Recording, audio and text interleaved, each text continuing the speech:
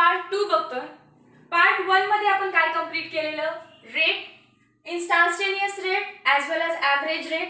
आणखीन तुम्हाला मी एक रेट लॉ शिकवलेला. एक क्विक रिव्हिजन घेऊया. मी एक इथे रिॲक्शन लिहिली आहे. याचा जर मी इन्स्टंटेनियस रेट लिहायला सांगितला तर तुम्ही कसा लिहाल, मायनस dH2O2 बाय dt. स्टॅइशियोमेट्री 2 आहे, कुठे येणार ती, डिनॉमिनेटर मध्ये, इज इक्वल टू प्रोडक्ट कोण आहे, dH2O बाय dt. स्टॅइशियोमेट्री कोण आहे 2, कुठे येते डिनॉमिनेटर मध्ये, is equal to dO2 by dt. Stoichiometry किती आहे 1, कुठे आली डिनॉमिनेटर मध्ये. हा झाला दिलेल्या रिॲक्शनचा रेट. आणि जर रेट लॉ लिहायला विचारला तर तुम्ही कसं लिहिणार, rate is equal to proportionality constant into concentration of प्रोडक्टचं काय, रिॲक्टन्सचं काय घेतो आपण, प्रोडक्ट घेतो. प्रोडक्ट म्हणजे मल्टिप्लिकेशन. कॉन्सन्ट्रेशन ऑफ रिॲक्टंट कोण आहे ते एकच आहे, H2O2 raise to some power x. Raise to some power x. ही x पॉवर कशी आहे, एक्सपेरिमेंटल व्हॅल्यू आहे. ही आपण कोणतीही व्हॅल्यू घेऊन चालत नाही, ही कशी असते, एक्सपेरिमेंटल व्हॅल्यू असते. आणि एक्सपेरिमेंट करून आपल्याला लक्षात आलंय की ही जी x ची व्हॅल्यू आहे ही किती असते, 1. ही एक्सपेरिमेंटल व्हॅल्यू किती आहे, ह्या रिॲक्शन साठी 1 आहे. सो तुमचा कंप्लीट रेट लॉ कसा लिहिणार आपण, rate is equal to k into H2O2 raise to 1 और 1 नाही लिहिलं तरी सुद्धा चालेल. तर हा झाला तुमचा कंप्लीट रेट लॉ. का, कारण 1 ची व्हॅल्यू कशी आहे, एक्सपेरिमेंटल आहे आणि मी तुम्हाला इथं ती दिली आहे, गिवन व्हॅल्यू आहे. आता ही, आता बघा तुम्हाला थर्ड क्वेश्चन याच्यावरती असा विचारू शकतात की रेटचे युनिट्स काय आहेत किंवा रेटचे काय डायमेन्शन्स काय आहेत. कसं काढणार आहे तुम्ही, रेट काय असतो, change in concentration per unit change in time. कॉन्सन्ट्रेशनचं युनिट काय असतं, मोल पर डीएम क्यूब. मोल पर डीएम क्यूब म्हणजे काय, -3 घ्यायचं, डिवायडेड बाय टाइम कशामध्ये मोजतो आपण, सेकंड मध्ये. सो काय झालं युनिट्स रेटचे, mole dm raise to -3 second raise to -1. S वरती गेलो काय होणार, -1. सो हे तुमचं रेटचं युनिट झालं. यानंतर आपल्याला एक क्वेश्चन बघायचा आहे न्यूमेरिकल. काय दिलं बघा, एक रिॲक्शन दिली आहे की कशी व्हायले, in liquid bromine he reaction व्हायला लागले. 2N2O5 gives 4NO2 plus O2.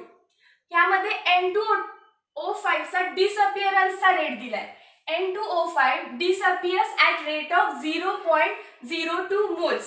आता रेट ऑफ डिसअपिअरन्स म्हणजे काय, आधी काय लिहून घ्यायचं असतं, गिवन रेट ऑफ डिसअपिअरन्स ऑफ कोण, N2O5. डिसअपिअर म्हणजे काय, गायब व्हायलाय म्हणजे कमी व्हायलाय, मायनस dN2O5 बाय dt. हे दिलंय तुम्हाला.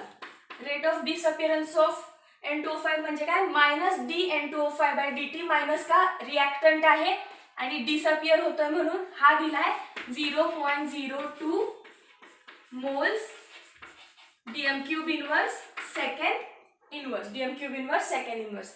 आणखीन काय दिलंय, विचारलंय काय, at what rate NO2 and O2 are formed and rate of the reaction लिहा.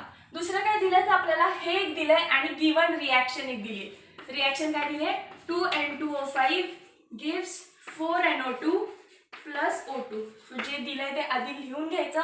त्यानंतर काय लिहिता तुम्ही, काय फाइंड करायचंय, टू फाइंड.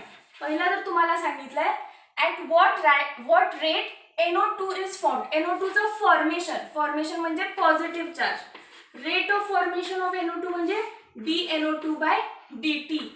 हा किती आहे, बी काय विचारलं तुम्हाला, rate of formation of O2 हा किती आहे, आणि थर्ड काय विचारलंय, रेट ऑफ ओव्हरऑल रिॲक्शन काय आहे. लक्षात आलं. क्वेश्चन रीड करा, बघा आपण सगळे गिवन लिहिले का, काय काय विचारलंय, टू फाइंड सगळे लिहिलेत का, काय राहिलंय का, तर नाही. तुम्हाला एवढंच दिलंय, डिसअपिअरन्स दिलाय N2O5 चा आणि फॉर्मेशन विचारलंय NO2 अँड O2 चं. चला सोल्युशन बघा. सोल्युशन मध्ये नेहमी पहिल्यांदा काय लिहायचं तुम्ही, रेट लिहून घ्यायचा, इन्स्टंटेनियस रेट. सो कसा लिहिणार तुम्ही, रेट इज इक्वल टू सांगा minus dN2O5 by dt denominator मध्ये कोण येणार, त्याची स्टॅइशियोमेट्री किती आहे 2, सो डिनॉमिनेटरला आलं 2 इज इक्वल टू प्रोडक्ट कोण आहे DNO2/dt, स्टॅइशियोमेट्री किती आहे त्याची 4 DO2/dt. हा झाला तुमचा इन्स्टंटेनियस रेट. आणि तुम्हाला काय दिलंय बघा इथे -dN2O5/dt, म्हणजे तुम्हाला ही व्हॅल्यू दिली आहे -dN2O5/dt दिलंय. आणि काय विचारलंय, रेट विचारलंय. थर्ड नंबरचं मी आधी सॉल्व्ह करते.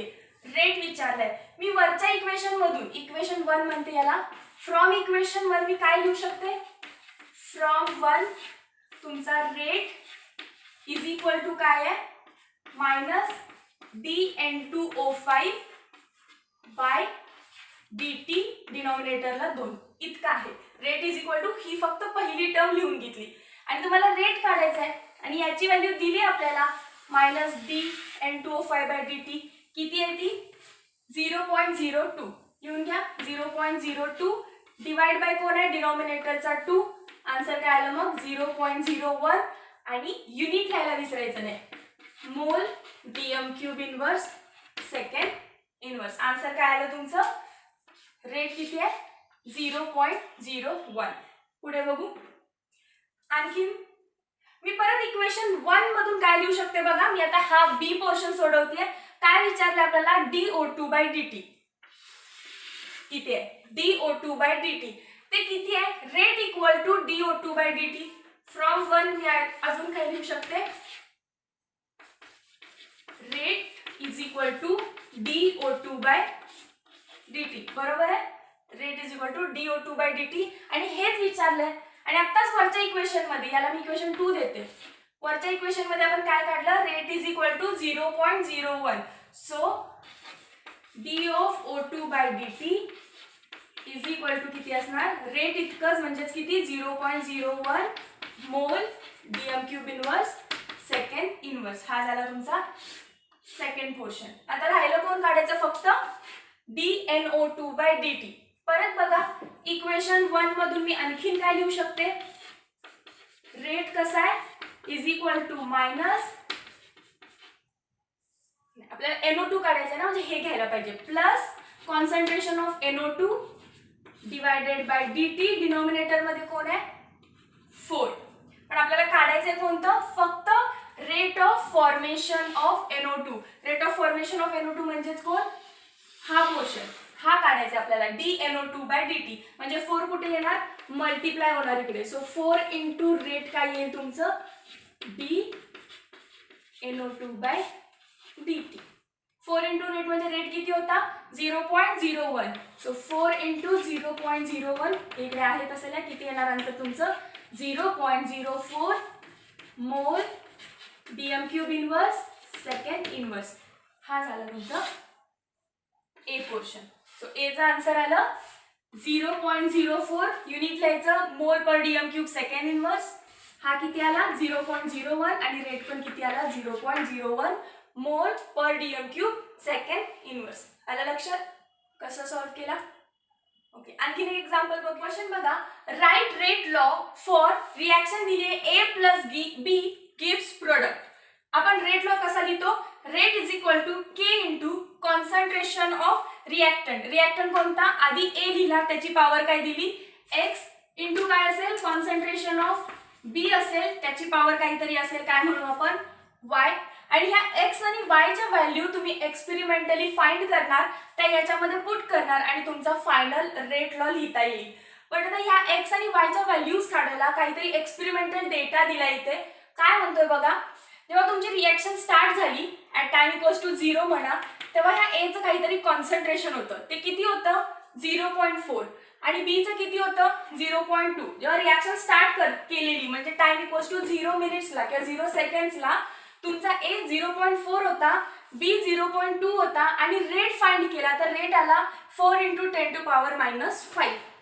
नंतर रिएक्शन कंडिशन बदलली. इनिशियल कॉन्सन्ट्रेशन किती केलं 0.4 चं 0.6 केलं बट B चं सेमच ठेवलं 0.2 0.2. आता रेट चेक केला किती आला तो 6 × 10⁻⁵.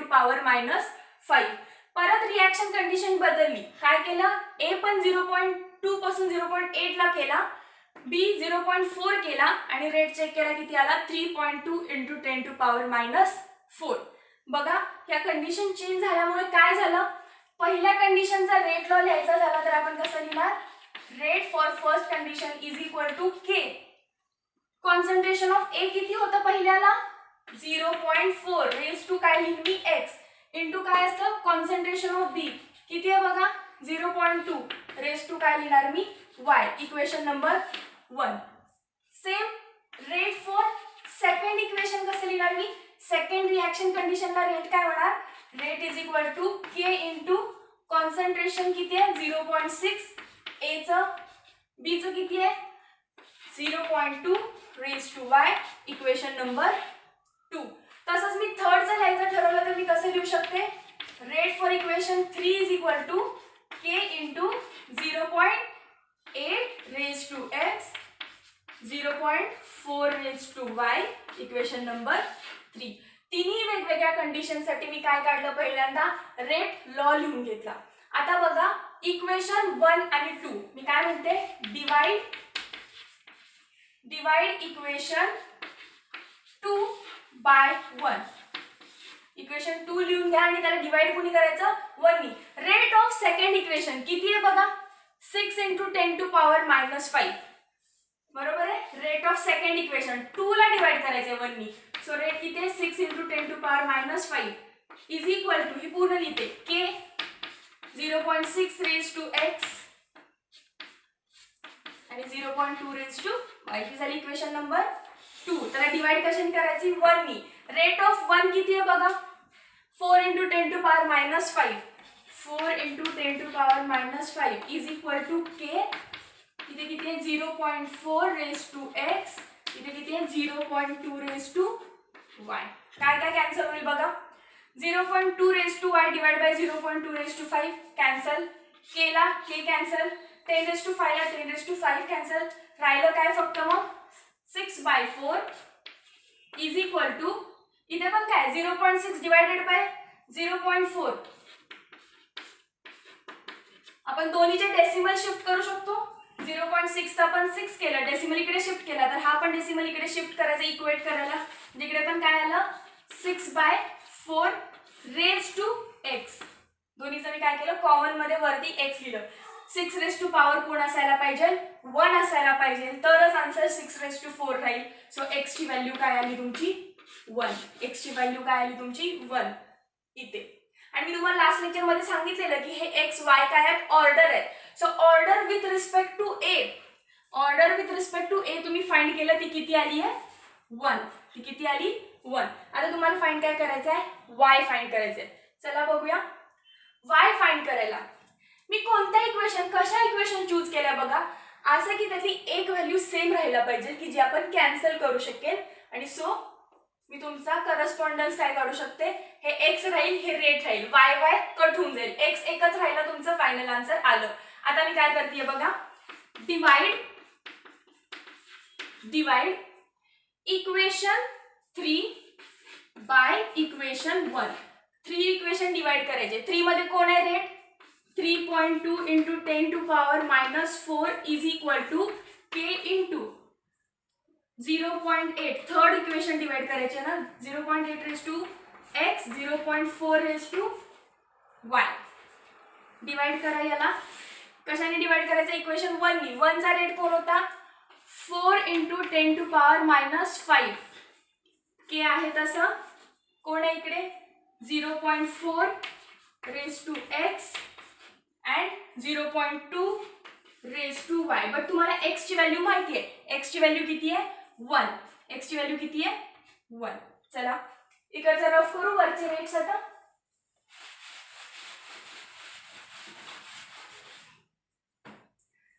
बघा इथे पॉवर बघा 10⁻⁻⁴ आहे आणि इथे कोण आहे 10⁻⁻5 आहे. मला दोघांच्या पॉवर आधी सेम करायला पाहिजे जेणेकरून मी कॅन्सल करू शकेन. मी जेव्हा हा डेसिमल पॉईंट तिकडे शिफ्ट करेन 3.2 चं मी 32 जेव्हा करेन तेव्हा पॉवर काय होणार माझी 10⁻⁵ डिवायडेड बाय खाली आहे तसं 4 इंटू 10⁻⁵. इकडच्या व्हॅल्यूज काय आहे के इंटू किती आहे कॉन्सन्ट्रेशन 0.8 पुढे काय आहे 0.4 रेज टू वाय, एक्सची व्हॅल्यू 1 असल्यामुळे. के खाली किती आला 0.4, पुढे किती आला 0.2 रेज टू वाय. ठीक आहे. आता आपण कॅन्सल काय होतं बघत होतो. बघा इथे किती आलं 2, 4 आणि 8 आहे. 4 1 चा 4, 4 2 चा 8. केला के कट झाला, 10⁵ ला 10⁵ कट झाला आणि इथं किती आलं 4 1 चा 4, 4 8 चा 32. बघा 8 इज इक्वल टू 2 आणि ते कोण राहिलं वरती 0.4 खाली 0.2. दोघांना पण रेज टू वाय आपण काय करू शकतो कॉमन मध्ये घेऊ शकतो. हा 2 इकडे येईल, काय होईल 4 is equal to, point shift करा दोघांकडचे, 4/2 म्हणजेच मी काय लिहिते डायरेक्ट 2 लिहिते, 2 रेज टू वाय आन्सर आहे. वाय ची कोणती व्हॅल्यू तुम्हाला आन्सर 4 देऊ शकते, 2 चा square 4. So Y is equal to काय आलं आन्सर 2. सो वाय ची व्हॅल्यू येते 2 आणि फायनल काय झालं तुमचा रेट लॉ कंप्लीट झाला. Rate is equal to K A raise to 1 B raise to 2. आता बघा मी इथूनच ऑर्डर शिकवू शकते तुम्हाला. कसं, हेडिंग टाका order of reaction. Order of reaction. Order of reaction काय आहे तर द सम ऑफ, सम म्हणजे काय addition, the sum of powers raised to concentration term, raised to concentration term in rate law. In rate law equation is called order. Is called order. Rate law कुठे, चला हा consider करू rate law. Rate is equal to K A raise to 1 B raise to 2. हा rate law आहे. सम of powers, कोणाची सम करायची आहे पावर्सची, या पावर्सची 1 आणि 2 की ज्या पावर्स रेज्ड आहेत कुणाला कॉन्सन्ट्रेशन टर्म्सला. बघा या तुमच्या कॉन्सन्ट्रेशनचे टर्म्स आहेत, या रेज कुणावरती आहेत ह्या पावर्सला रेज्ड आहेत 1 आणि 2. या दोघांची सम करायची, किती येईल 2 + 1, किती आला आन्सर तुमचा 3. सो ह्या रिएक्शनची ऑर्डर लिहा. असं म्हटलं तर ऑर्डर ऑफ रिएक्शन किती येणार आहे कंप्लीट रिएक्शनची 3. जर मी तुम्हाला विचारलं ऑर्डर ऑफ रिएक्शन तर आन्सर आहे 3, 2 + 1 3. आणि जर ऑर्डर विथ रिस्पेक्ट टू ए विचारलं फक्त तर ऑर्डर 1 आहे. Order with respect to be विचारलं तर आन्सर 2 आहे. आणि ओव्हरऑल ऑर्डर विचारली तर 2 + 1 आन्सर काय येणार तुमचं 3. आता या ऑर्डरच्या काही कॅरेक्टरिस्टिक्स आहेत. जसं की पहिली कॅरेक्टरिस्टिक मी तुम्हाला सांगितली की ऑर्डर इज एक्सपेरिमेंटली डिटरमाइंड. ही तुम्ही मनगणत कुठलीही लिहू शकत नाही किंवा स्टायशोमेट्री तर बिलकुल नाही लिहायची, ही नेहमी एक्सपेरिमेंटल व्हॅल्यू असेल. आता ही जी आपण काढली ही कशी काढली, एक्सपेरिमेंटल डेटावरून काढली, बरोबर आहे. नेक्स्ट पॉइंट काय आहे तुमची ऑर्डर. पहिलं तर काय सांगितलं, first point it is experimentally determined.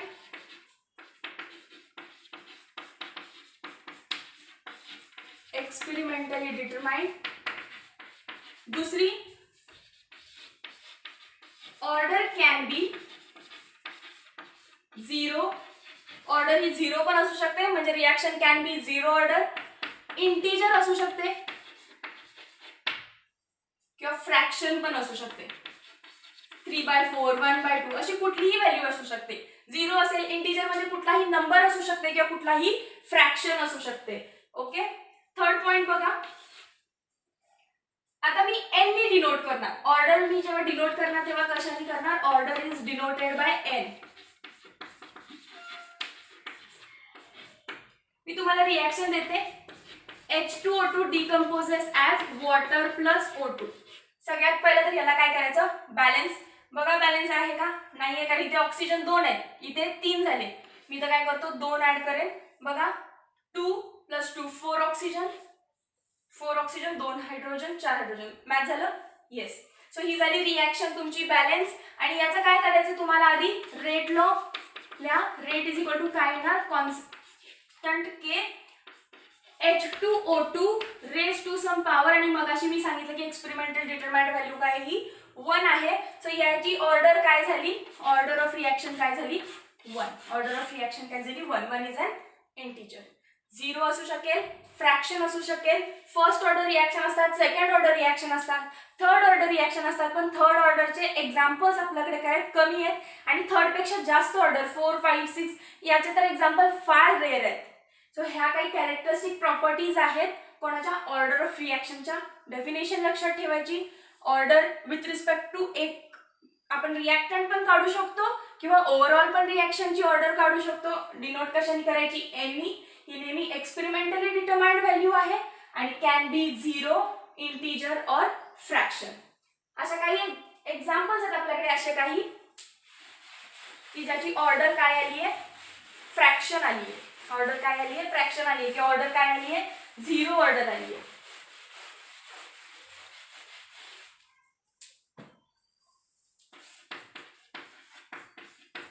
कोण आहे हा, इथानल्डिहाइड. डिकम्पोज होऊन बनवतोय मिथेन प्लस कार्बन मोनोऑक्साइड. बघा CH4CO, बरोबर आहे, बॅलन्स्ड रिॲक्शन. ही जी रिॲक्शन आहे याची ऑर्डर किती असते, 3/2. म्हणजे तुम्ही कसं लिहिणार, rate is equal to K. Reactant कोण आहे तुमचा, इथानल्डिहाइड.